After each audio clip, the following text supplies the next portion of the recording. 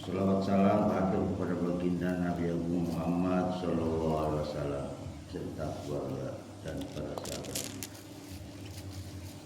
Allah Subhanahu Wa Taala menjelaskan tentang membandingkan dua golongan manusia yang tekun beribadah di malam hari, takut akan akhirat dan berharap rahmat Allah Subhanahu wa taala, dengan orang-orang yang lalai dan hanya ingat kepada Allah ketika ditimpa kesulitan. Ayat ini menegaskan bahwa kedua golongan tersebut tidaklah sama, karena hanya orang-orang yang berakal sehat yang disebut ulul albab yang dapat menerima pelajaran dan membedakan kebenaran dari kebatilan. Orang yang berilmu dan berakal sehatlah yang mampu menjalani ibadah dengan kesadaran spiritual yang tinggi dan memahami pentingnya ilmu dalam mendekatkan diri kepada Allah Subhanahu wa taala. Sebut ulul albab. Jemaah yang berbahagia, lubun itu telang itu pusrening hati. Ulul albab pusrening hati. Aku ciptakan dalam diri manusia itu mahligai. Mahligai itu ada di dalam dada manusia. Dalam dada manusia ini ada rongga, ruang. Di dalamnya ada kolbu. Di dalam ruang dada itu ada kolbu. Di dalamnya kolbunya ada lagi namanya fuad. Di dalamnya lagi ada namanya lubun. Jamaknya lubab atau albab. Telengnya hati, pusre hati. Ada lagi namanya sabok, tutup. Sampai di dalamnya lagi ada namanya sir. Sir itu dikenal oleh ulama tasawuf adalah satu perangkat lunak lauti ning HP yang sifatnya latif, lembut, halus, samar sekali. Perangkat lunak namanya sir. Sir itu perangkat lunak, ibaratnya itu yang bisa menerima gelombang atau rahasia-rahasia dari Lauhil Mahfuz, dari bangsa ketuhanan.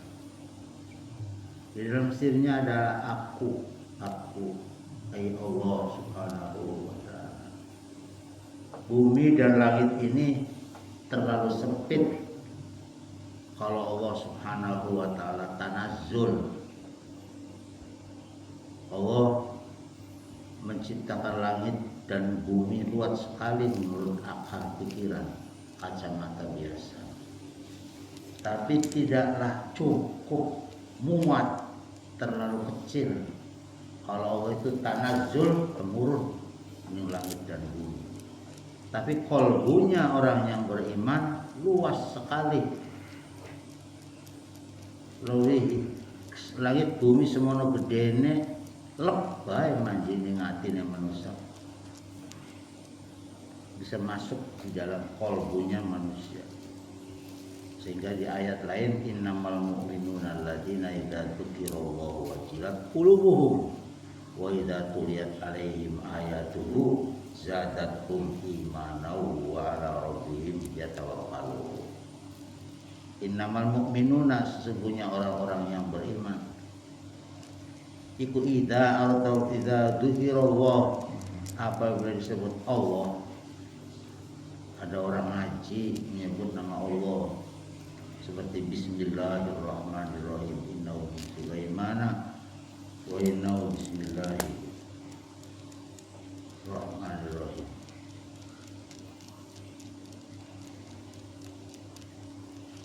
wajilat qulubuhum, kalau mendengar nama Allah disebut maka jadi redek gemetar. Apa qulubuhum, hatinya orang-orang yang beriman. Wa idza tuliyat alaihim ayatuhu, kalau mendengar ayat-ayat Al-Qur'an disebut, zadatum imana, tambah yakin imannya, tambah yakin imannya. Zadatum, nambah ing hatine wong beriman apane imanan imannya. Wa ala rabbihim yatawakkalun, dan akhirnya bersujud taat tunduk patuh pasrah di hadapan Allah Subhanahu wa taala. Tawakal kepada Allah. Asalnya iman itu adalah tawakal. Tawakal itu asalnya iman. Insyaallah besok-besok kita jelaskan bahwa asal tawakal itu adalah iman. Wa ala rabbihim yatawakkalun. Ini dijelaskan dalam surat Az-Zumar ayat 9. Allah menjelaskan tentang perbandingan dua golongan manusia yang tekun beribadah di malam hari, takut kepada akhirat, hari pembalasan manusia berjumpa dengan Allah dengan penuh rahmatnya, dibanding dengan orang-orang yang goblok hanya ingat Allah di ketika tertimpa kesulitan. Ayat ini menegaskan bahwa kedua golongan tersebut tidaklah sama, karena hanya orang-orang yang berakal sehat, ulul albab, yang dapat menerima pelajaran dan membedakan kebenaran dari kebatilan. La yastawil a'ma wal basir, jangan kamu campur adukkan. La yastawil a'ma, la yastawi, jangan kamu ampur adukan antara yang benar dan yang batil.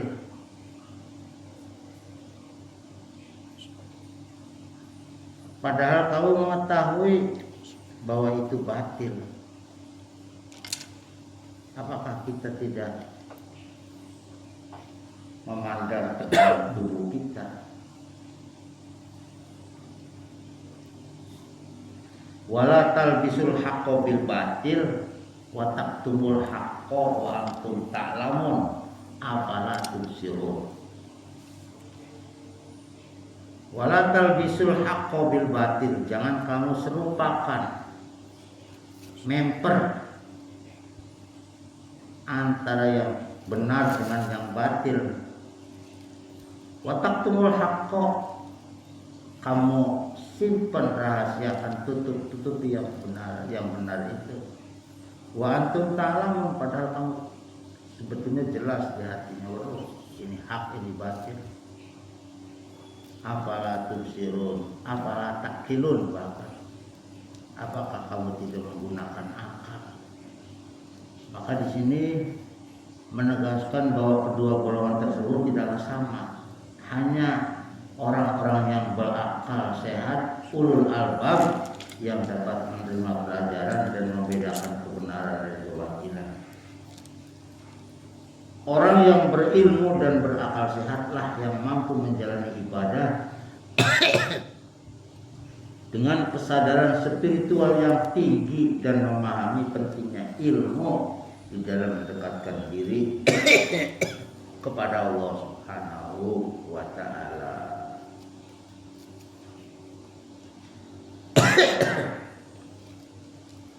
Ilmu itu ibarat gerbong lokomotif. Kalau kereta itu lokomotif, kepalanya, mesinnya, sedangkan amal itu ibarat gerbong. Kemana saja lokomotif itu pergi, gerbongnya ikut ditarik. Antara ilmu dengan amal, ilmu adalah kepalanya yang membimbing, yang menyeret, membawa. Amal itu adalah gerbongnya yang mengikutinya. Antara ilmu dan amal harus terikat. dicantolakan, lari cepat ke bawah. Antara ilmu dan amal harus ada nyambung, pengikatnya.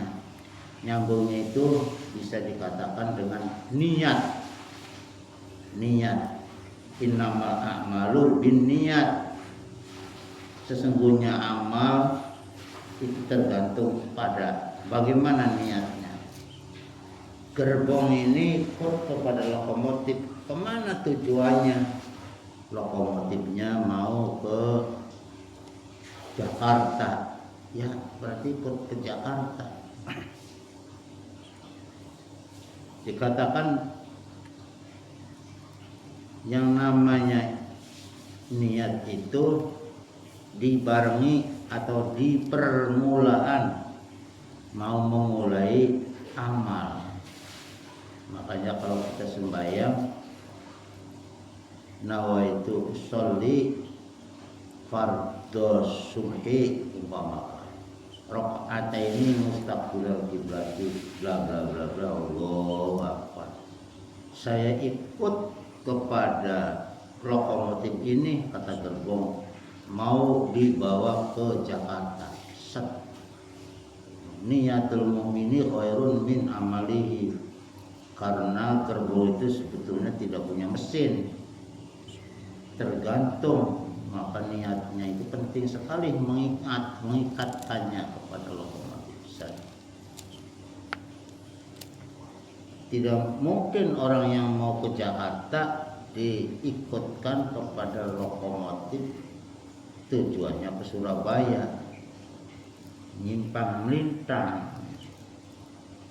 Ayat ini menjadikan perbandingan antara orang mukmin yang menghabiskan malamnya dengan sujud dan berdiri, sholat qiyamul lail, disertai rasa takut kepada azab Allah nanti di akhirat dan harapan rahmat Tuhannya dengan orang-orang yang lalai atau tidak tahu.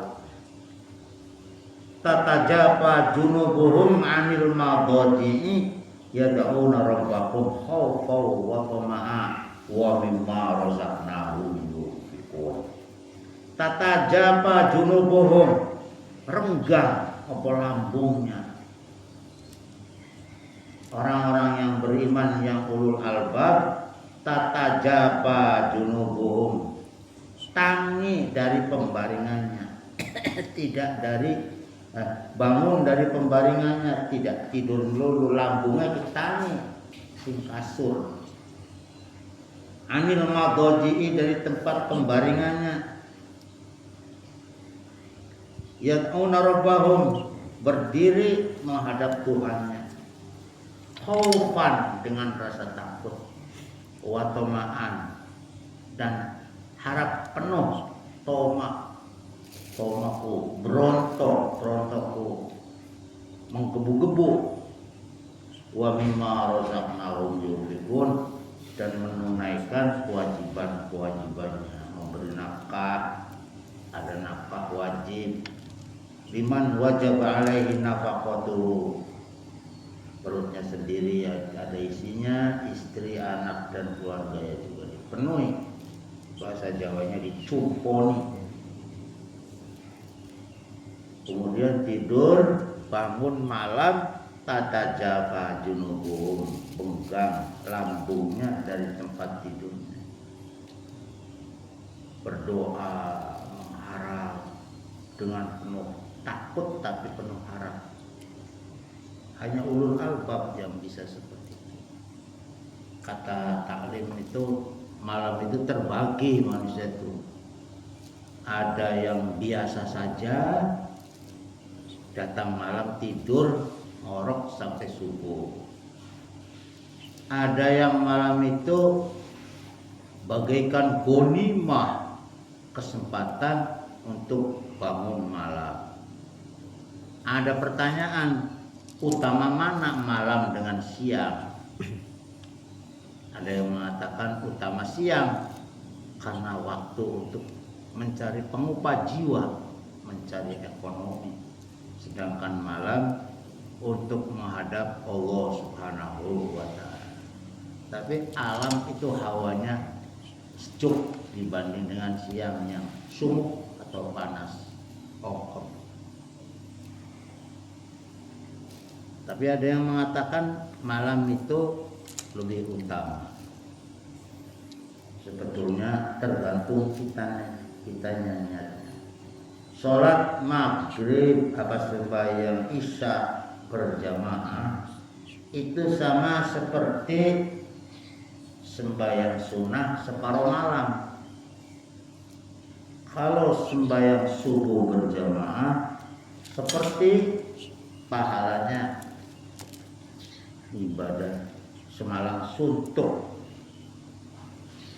Jamaah yang berbahagia, ayat ini menjanjikan perbandingan orang mukmin yang menghabiskan malamnya dengan sujud dan berdiri dalam sholat disertai rasa takut azab siksa akhirat dan harapan rahmat Tuhannya dengan orang yang lalai atau tidak mau tahu. Allah bertanya kepada Nabi, kata-katanya retorika untuk menyampaikan kepada kaumnya, adakah sama hal yastawil ladina ya'lamuna wal ladina la ya'lamun? Keterangan ini berbentuk retorika. Apa retorika? Tanyaan lah. Maksudnya harus langsung membedakan. Adakah sama orang-orang yang mengetahui kebenaran dengan orang-orang yang tidak mengetahui? Hal ini menekankan bahwa ilmu pengetahuan khususnya ilmu agama adalah kunci untuk memahami nilai ibadah dan kebenaran. Di YouTube lagi rame seorang habib satu bodoh sekalipun katanya, bahkan nyeleneh, akhlaknya kurang baik, lebih baik daripada 70 kiai yang alim sekalipun. Sehingga orang-orang yang alim itu tidak terima dengan slogan seperti itu. Sebab Allah menciptakan laki-laki dan perempuan dan berbagai-bagai bangsa untuk saling kenal mengenal satu yang lain. Waktu inna akramakum indallahi atqakum. Itu katanya pendapat, mau dipakai boleh, setelah ditelusuri mau dipakai juga enggak apa-apa. Tapi setelah telisik itu bukan keterangan dari hadis maupun Quran. Yang namanya Quran tetap yang paling mulia adalah orang yang paling bertakwa. Sungguh malu sekali kalau orang yang biasa lebih pintar, lebih alim, lebih takwa. Dan sungguh malu sekali kalau seorang turun nabi umpamanya goblok belat. Lebih malu lagi katanya. Penjelasannya lebih malu lagi, apalagi turun Sayyidina Ali. Sayyidina Ali itu wa aliyu babuha, ana madinatul ilmi wa aliyu babuha.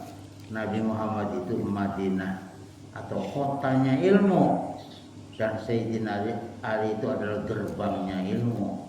Sangat malu sekali kalau ngaku turun nabi goblok dan nyeleneh. Lebih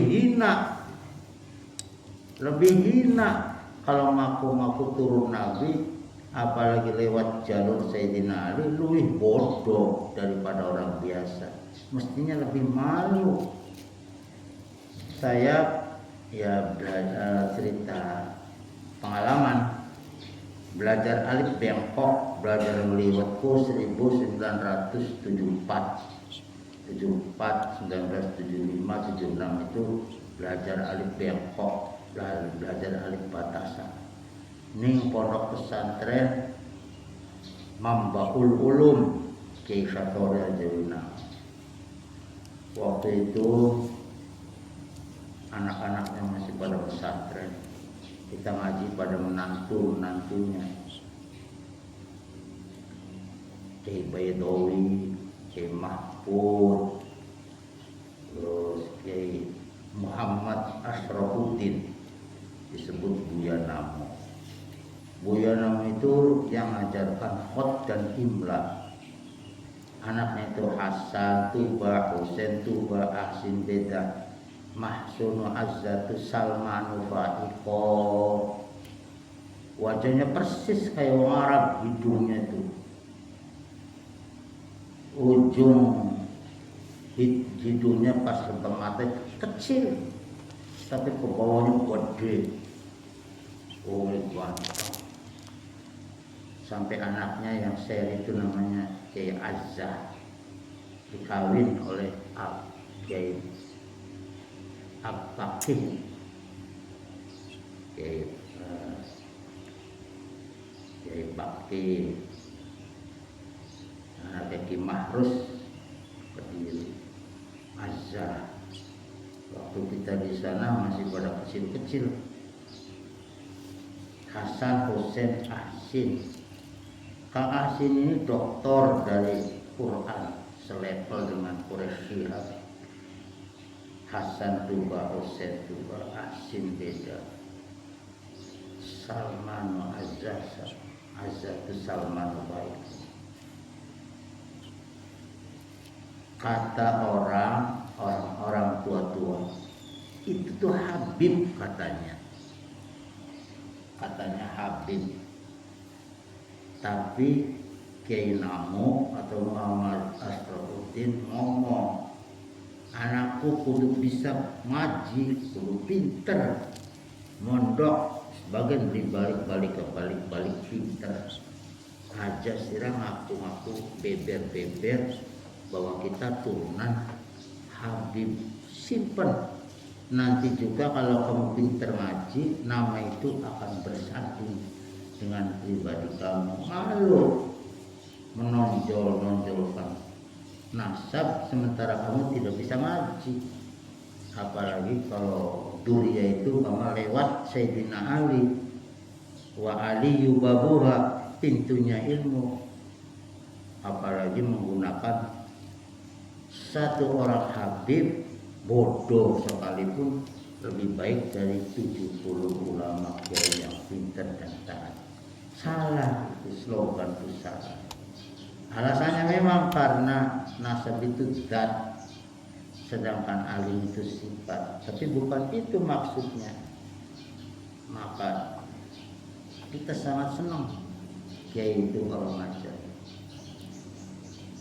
Dan anak-anaknya pinter-pinter semua. Dan laris, punya jodohnya itu anaknya kiai-kiai, ada yang di langitan, ada yang di Solo. Kebanyakan kiai-kiai di Cirebon, di Jawa Tengah, Jawa Timur tuh ternyata orang Cirebon. Muhammad Asrafuddin itu, Buya Namo itu katanya Habibnya Al-Hinduan lewat jalur India. Jemaah yang berbahagia, ayat ini juga menyoroti keutamaan ibadah yang konsisten dan penuh kesadaran, bukan sekedar ibadah yang hanya dilakukan saat tertimpa musibah. Pesan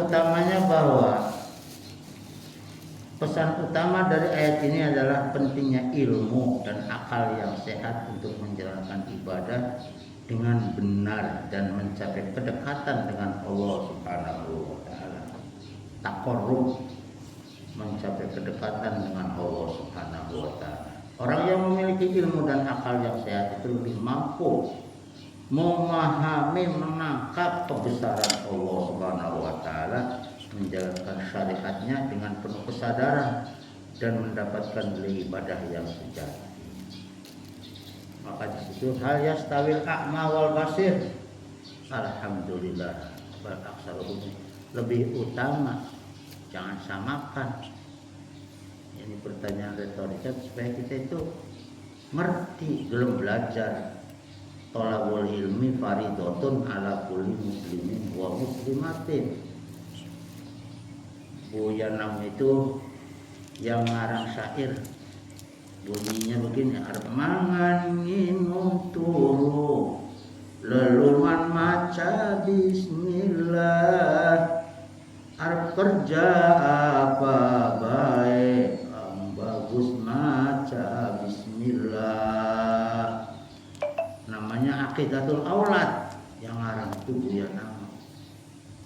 Yen wis rampung nyambut gawe mangan minum oli bunga, oli senang oli nikmat, macane alhamdulillah. Syair-syair itu syair Jawa dikarang oleh Buya Namu Muhammad Asyrafuddin Arjawinamo. Ya kita belajar meliwat, belajar alif bempok, dari alif kunang nasi bempok nasi lempeng, maka nasi lempeng adanya hamzah, hamzah anak hamzah kotok, anak hamzah wasol, alif anak alif bempok, anak alif lempeng. Terus anak maning wajib wujud anak Allah, mohal orang nana Allah, dalil wajib ana Allah, langit bumi gawean Allah. Itu salah satu syairnya Kiai Muhammad Asyrafuddin Arjawinamo, Cirebon, mantunya Mbak Satori. Wajib malik kita iman ana indina kiamat, serta barang kang den muat ana ing dina kiamat. Awit tangi saking kubur nuli dipun giring maring mahsyar, ngadeg pirang-pirang tahun, 50.000 tahun nuli pada dipun giring maring Nabi Adam. Jalur tulung Nabi Adam, tapi Nabi Adam jawabin nafsi-nafsi, sebab aku dewek, sebab saking sajaroh. Jumlah manusia geruduk jalur syafaat. Wah lor ngidul, ngetan mulon, hanepah saking dahsyatnya manusia dikumpulkan ngarang mahsyar. Wah wis pada marak bejin Nabi Adam. Aduh Gusti Nabi Adam tolong sampean kan bibitnya manusia. Aduh jawabnya nafsi-nafsi, kita gak duwe salah sebagai saking sajaroh kabeh nabi dijaluk tolong lakas yang bisa memberi syafaat. Terus akhirnya datang kepada Nabi Muhammad, berontakan Nabi Muhammad sujud di bawah aras nyuwun karo Gusti Allah agar anak putu kita manusia disyafaati. Baru mendapat syafaat dari Nabi Muhammad Sallallahu Alaihi Wasallam. Jamaah yang berbahagia, Kiai Bedowi yang paling tersepuh, itu anaknya yang sekarang diteruskan oleh siapa namanya, Kang Abdul Basit. Kemudian Kiai Mahfud Toha, bahasa dari Jambi, termas hafal Quran. Anak-anaknya namanya Kang Ubed, jadi guru alim Quran sekarang di Tegal. Anak putunya pada jadi kiai. Terus Kiai Umar Kempek yang menantunya gitu. Kemudian di Babakan Ciwaringin Mia menantunya lagi. Jadi banyak pada jadi kiai-kiai semua, turunannya itu Kiai Satori. Dan anaknya sendiri yang paling bontot namanya Ibnu Ubaidillah Satori. Santri nomor 1 Kiai Syekh Malik Mokha. Santri nomor 1, paling disayang, paling pintar, paling cerdas. Sampai syekhnya Sayyid Malik itu turun sowan tekani tempatnya Abayumu, sehingga pesantrennya dibangun oleh guru. Dan akhirnya sekarang pesantren Arjawinamo namanya dirubah menjadi Darut Tauhid. Kalau zaman kita dulu namanya Mambaul Ulum tahun 1973, 74, 75, 76 saya 3 tahun. Terus 77 di Babakan ya menantunya lagi. Ngalim ini kempek ya menantunya lagi. Jadi ini mengingatkan masa lalu, masih cilik, masih dolanan ngajar layangan, nonton bola. Zaman radio Watonia, kemudian pindah lagi, ganti generasi. Dulu mah pondoknya namanya A B C D E F G H. Sekarang mah pesantren Al-Badar, Uhud, diganti nama-namanya. Perjuangan. Saya masih ingat waktu sembahyang asar, santrinya itu dari Indramayu ya banyak, dari Cilamaya, dari Cikalong, dari Sunda. Waya sembahyang asar masih pada guyu, pada gaplek, pada dolanan, pada catur.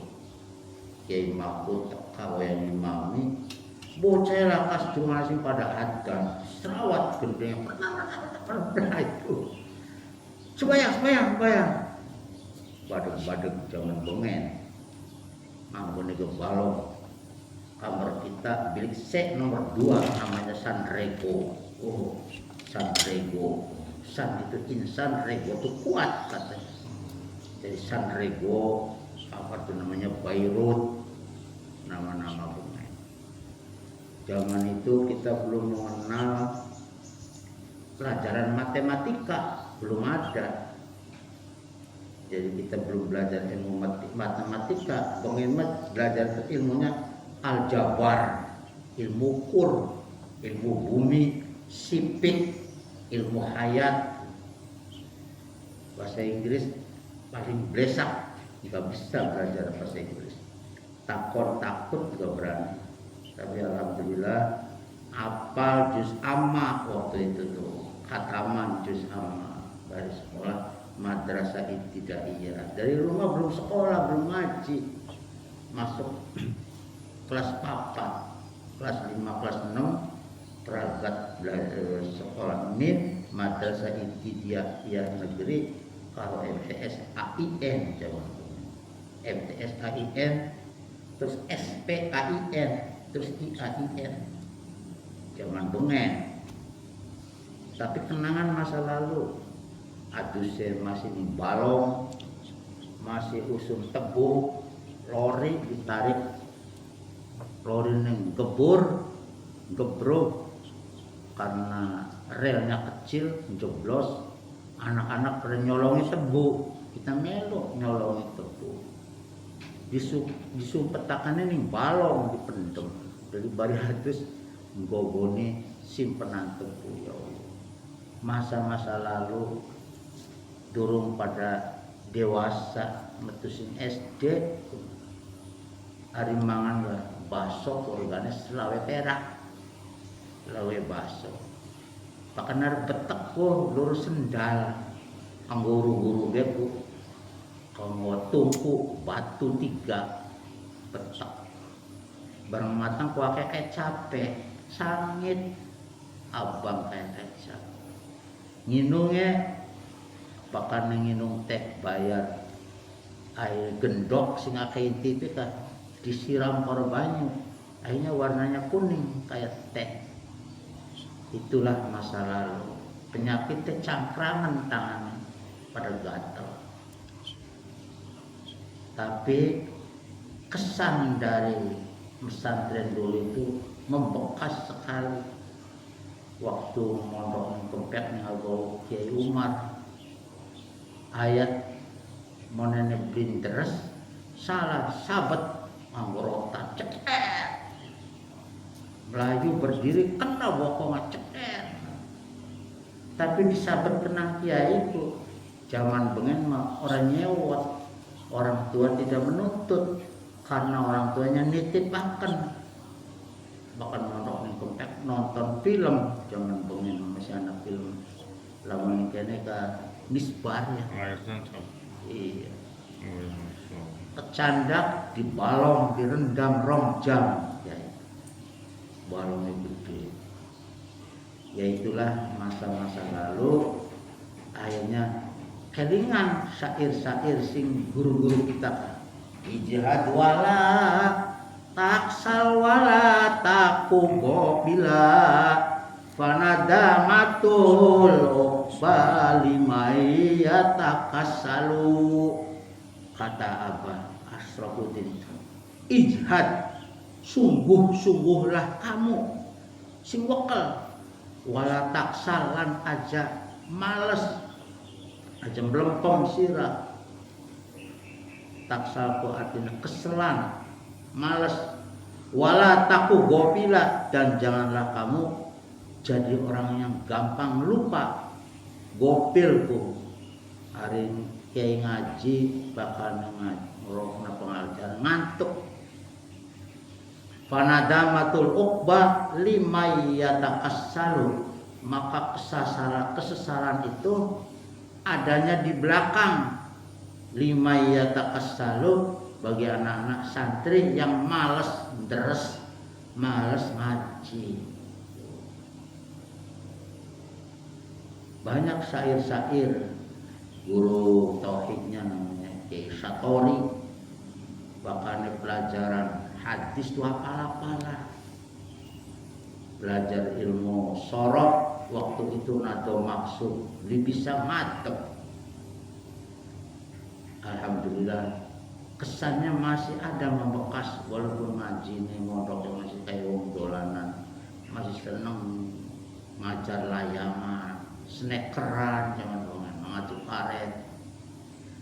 Masih masa pemula, masih akan tidur, adus-adusan nih borong-borong, adus-adusan nih julugan Jalan Kalibaru Timur, Lururan.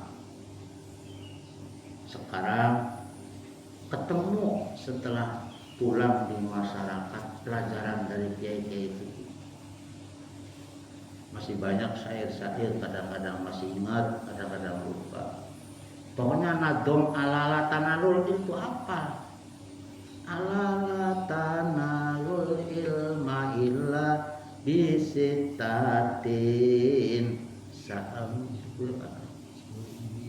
sa'umbika an majmu'iha bi bayani dukain wa hirsin wastibarin wa bulgotin wa irsyadu ustadi wa tuliz zamani. Bangsanya gitu. Faqihun wahidun alimun, ya, mutahatiku tabaya asyarum minasyaitoni min alfi abidi. Kelingan masa-masa itu tuh. Nado maksud ngadeg ning Pak Kiai. Mesti kelingan bae mau ning ulama.